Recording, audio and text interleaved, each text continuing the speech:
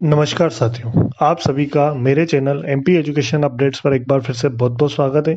साथियों, आज के वीडियो में हम निष्ठा प्रशिक्षण अंतर्गत जो मॉड्यूल वर्तमान में चल रहे हैं यानी मॉड्यूल क्रमांक 10, 11 व 12 उनके अंतर्गत जो प्रश्न उत्तरी हैं उनके उत्तर के बारे में हम आज जानेंगे। तो आज के वीडियो में हम तीनों मॉड्यूलों के अंतर्गत जो प्रश्न पूछे गए हैं उनके उत्तर जानेंगे।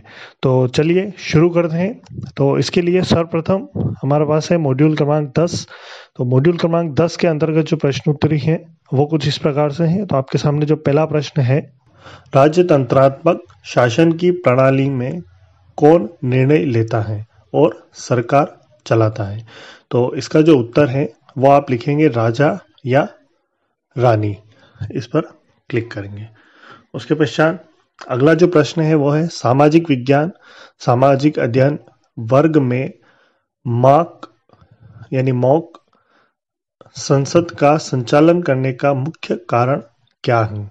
तो इसका जो उत्तर है वो आप लिखेंगे राजनीतिक संस्थाओं में कामकाज की कुछ समझ विकसित करना। इस पर आप टिक करेंगे। उसके पश्चात अगला है एक ग्लोब के बारे में निम्नलिखित बयान में से कौन सा सही नहीं है?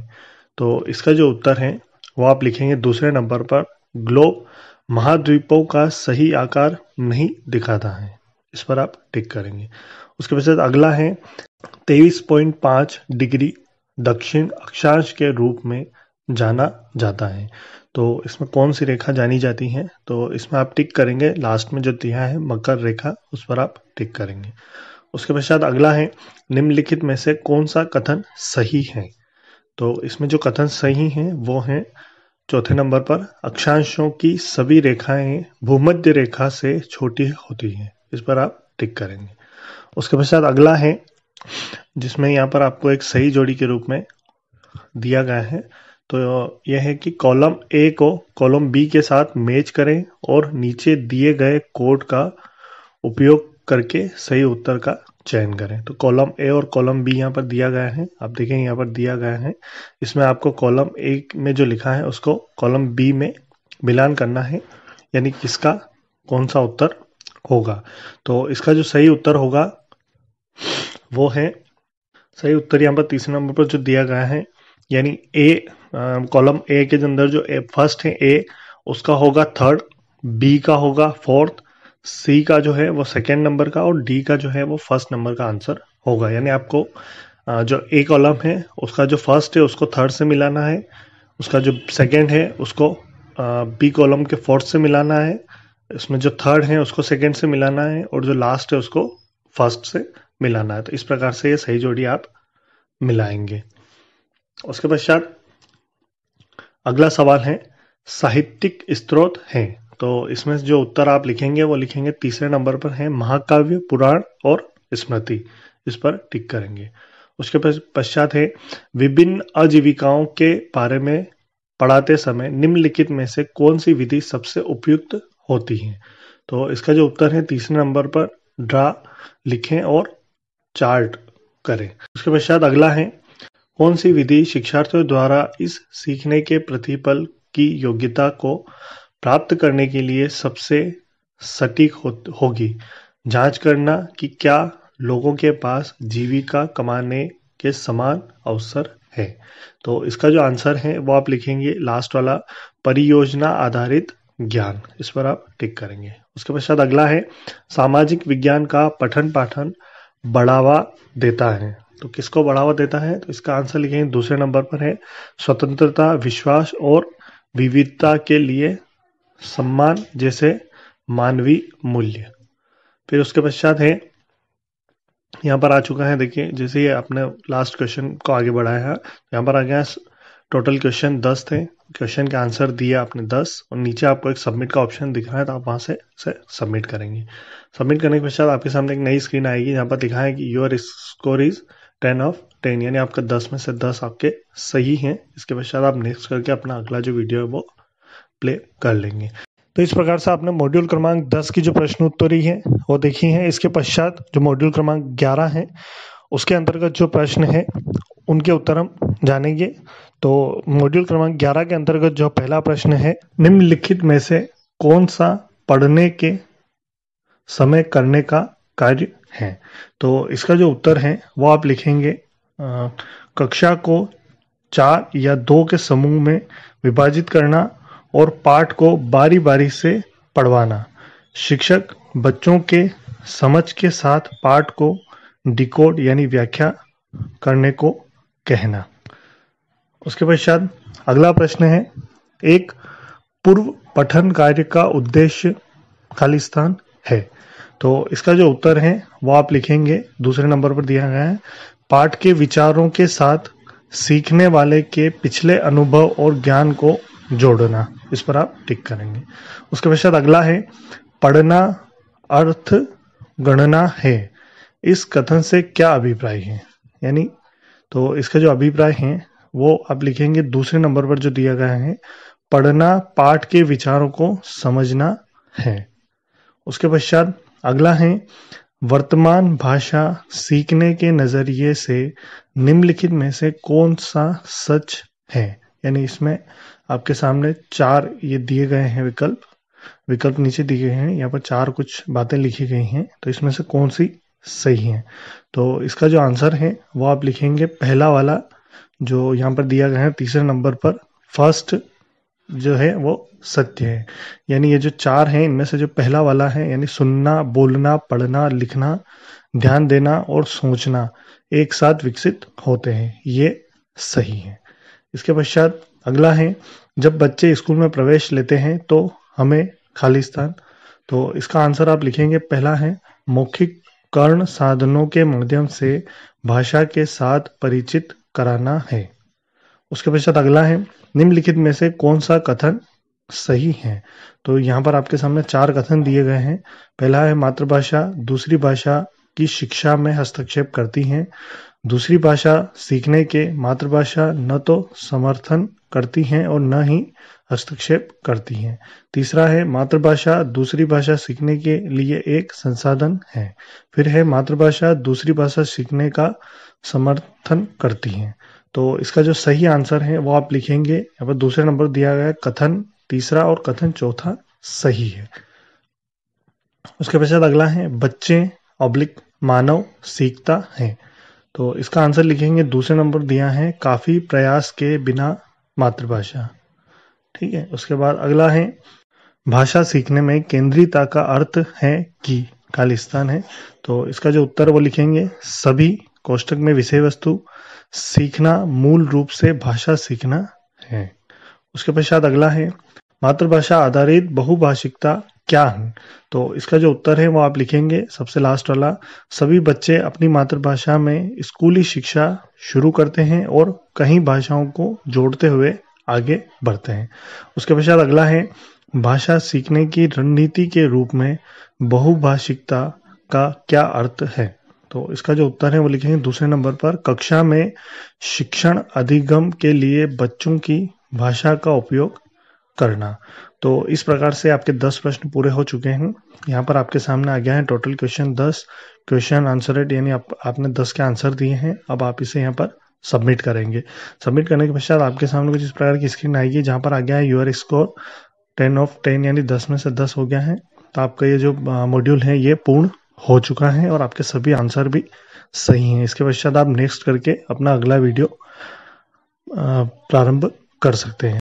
मॉड्यूल क्रमांक 11 के पश्चात हम इसी क्रम में मॉड्यूल क्रमांक 12 जो है, यानी हमारा जो तीसरा मॉड्यूल है अंतिम, उस मॉड्यूल के अंतर्गत जो प्रश्न उत्तरी है उसके बारे में जानेंगे। तो मॉड्यूल क्रमांक 12 का जो पहला प्रश्न है वो है, शिक्षक ने शिक्षार्थियों को हर्बल उद्यान में अपनी ऊंचाई का उपयोग करते हुए पौधे की तुलनात्मक लंबाई मापकर तथा धागे का उपयोग करते हुए पौधे के तने की सतह को छूते हुए मोटाई मापकर डेटा का संग्रह करने के लिए एक गतिविधि में शामिल करते हैं। इस गतिविधि को करने के दौरान शिक्षार्थी कौन सी विज्ञान प्रक्रिया कौशल से गुजरेंगे, निम्नलिखित को देखें। तो इसमें जो नीचे गतिविधियां दी गई हैं, पहला है लंबाई का तुलनात्मक माप, दूसरा है स्पर्श अनुभव के माध्यम से अवलोकन, तीसरा है धागा और स्केल का उपयोग कर सटीक माप। निम्न में से सही विकल्प चुनें। तो इसका जो उत्तर है वो आप लिखेंगे इसमें, जो तीसरे नंबर पर दिया गया है। फर्स्ट, सेकेंड और थर्ड तीनों सही है। उसके पश्चात अगला है, शिक्षक ने छात्रों को नोटबुक में अपनी पसंद के पौधे के स्केच बनाने और उसे रंगने, चित्र लेने और कोलाज बनाने के लिए एक गतिविधि में शामिल किया। इस गतिविधि के माध्यम से शिक्षक निम्नलिखित मुख्य अवधारणाओं में से शिक्षार्थियों के बीच निर्माण करने की कोशिश कर रहा है। तो इसका जो उत्तर है वो आप लिखेंगे, दूसरे नंबर पर दिया गया है, पौधों की वृत्तियों में विविधता।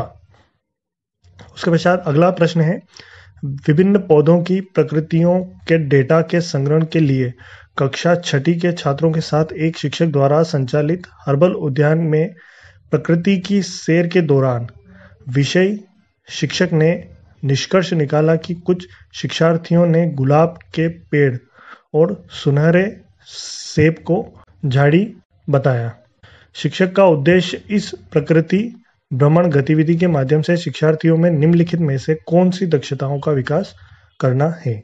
तो इसका जो उत्तर है वो लिखेंगे आप लास्ट वाला, शिक्षार्थी पौधों को उनकी प्रवृत्तियों के आधार पर वर्गीकृत करने में सक्षम होंगे। उसके पश्चात अगला है, आप नीचे दी गई गतिविधि छात्रों को समक्ष प्रदर्शित कर रहे हैं। प्याज को काटकर पानी में मिला दिया। अब यह जल धनात्मक लिटमस प्रशिक्षण दिखाएगा।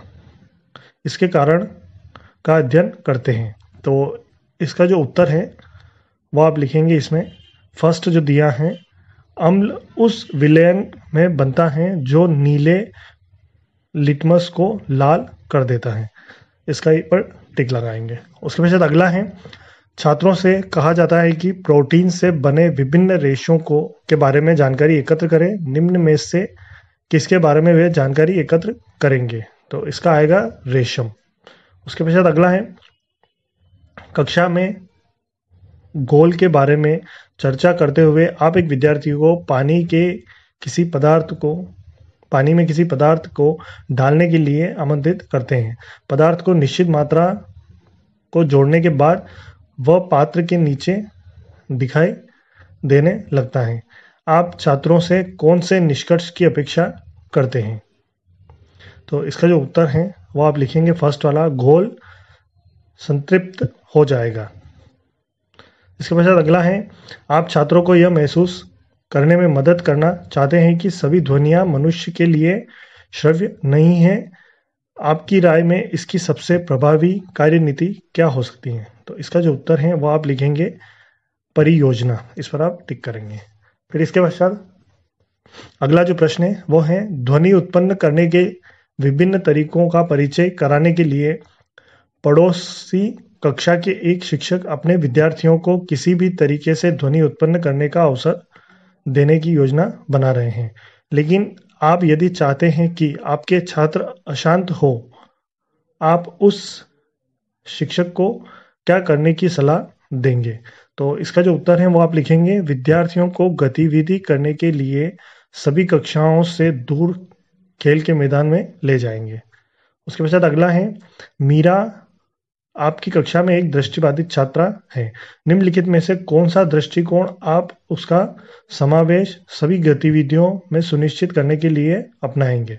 तो इसका उत्तर आप लिखेंगे, सभी दृष्टिकोणों का मिश्रण, यानी जितने भी दृष्टिकोण हैं उनका मिश्रण। उसके पश्चात अगला है, भारत में स्कूली शिक्षा के किस चरण में विज्ञान को एक अलग विषय शास्त्र के रूप में शुरू किया जाता है। तो इसका लिखेंगे उच्च प्राथमिक स्तर पर। तो इस प्रकार से आपके जो 10 प्रश्न हैं पूरे हो चुके हैं, आपके सामने आ चुके हैं टोटल क्वेश्चन 10, जो आंसर दिए वो भी 10। फिर सबमिट का जो ऑप्शन आ रहा है इस पर आप क्लिक करेंगे तो आपके सामने यहाँ पर नया जो पेज आया है वहाँ आ गया है योर स्कोर 10/10, यानी 10 में से 10 आपके सही हैं।